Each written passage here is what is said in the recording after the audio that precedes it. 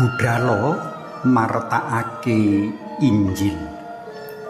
Panglimbang 5 menit dina Setu tanggal 20 April taun 2026. Kapetik saka Injil Markus bab 16 ayat 15 tekan ayat 20.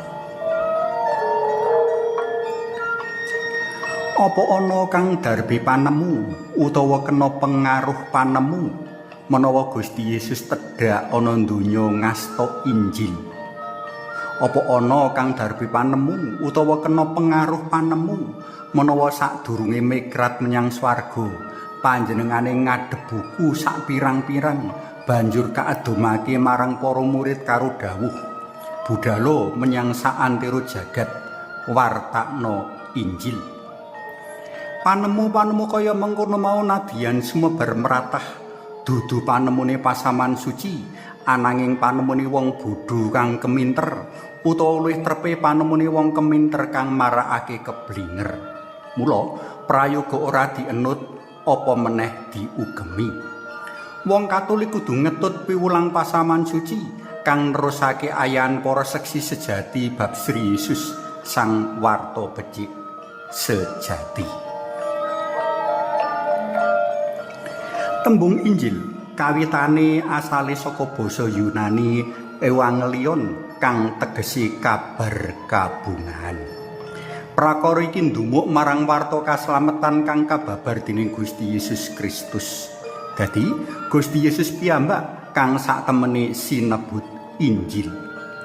Pamikiran dalem, piwulang dalem, pakon-pakon dalem, tindak tanduk dalem, pakaryan dalem, patuladan dalem sarta kapribaden dalem kang ngejawantake sih kabecikan dalam Allah kang sinebut Injil. Dadi panjenengane ora kiting-kiting ngasta Injil digawa ketuk ngendi-endi, diwaos lan dianjrahake saben-saben makarya lan leladi.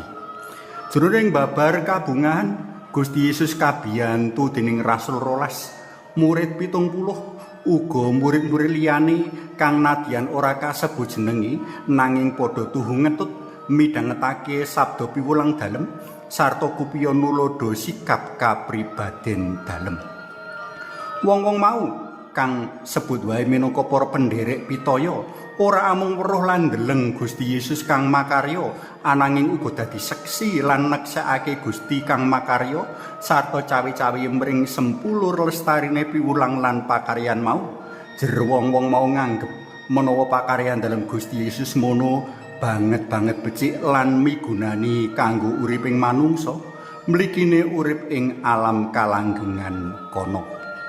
Wong-wong mau ora kepingin karya kabecikan dalam Allah kandhek kanthi sedo lan migrat dalam Gusti Yesus menyang swarga. Mau sandina iki ngemot pakon dalam Gusti Yesus marang para pendherek dalem pitaya kanggo padha martakake Injil.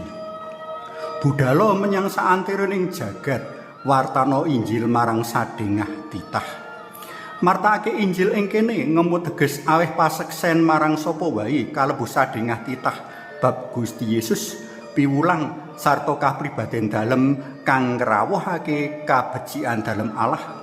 Uga pengalaman ngrasakake sih kabecikan dalem amrih wong-wong mau padha kejaba mangerti nanging uga padha percaya lan nindakake dawuh piwulang lan patuladan dalem padha kaslametake.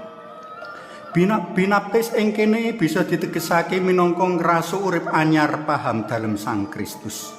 Dene kaukum ing kene tegesi kaadili dening sikap ora percayane. Marga ora percaya mesti ya ora bakal bisa nyawiji marang Gusti Yesus lan kasawijekake ana pepantan dalem sarta ora bakal bisa ngenyam kamulyan kang kajanjekake Gusti Yesus ing padunungan dalem. Prayoga katandhasake uga menawa jroning martakake Injil, para murid ora padha nggawa Injil kang kaadum dening Gusti Yesus. Nanging sairing lumakune wektu uga kemajuan jaman, ana wong-wong pitaya kang marga kainspirasi dening Yang Roh Suci padha nulisake pengalamane serawung lan madeg murid dalam Gusti Yesus. Tulisan-tulisan pinilih sabanjure sinebut buku Injil marga ngemot Gusti Yesus sang Injil sejati. Para tresna pelem kinasih, ayan martakake Injil uga lumaku kanggo kita para pendeta dalam Gusti ing jaman saiki. Marga Injil kapahami minangka Gusti Yesus piyambak sang pamarta kabecikan. Martakake Injil kategesake minangka pakon nyeksekake Gusti Yesus lan karya kabecikan dalem kang padha kita alami ing urip pardinan. Marga karya lan piwulang dalam Gusti Yesus bisa kadudu jroning pakon tresna tinresnan. Sapa kang tumindak asih tresna marang pepadha lan sadhengah titah liyane linandhesan iman kapitayan marang Gusti Yesus wis bisa kaanggep martakake Injil. Suwawi sami munjuk kunjung asma dalam yang Rama yang Putra tuwin yang Roh Suci. Amin. Mugi linurna yang Rama yang Putra tuwin yang Roh Suci kados kula buka sakmenika sarta saklami-laminipun. Amin. Kunjung asma dalam yang Rama yang Putra tuwin yang Roh Suci. Amin.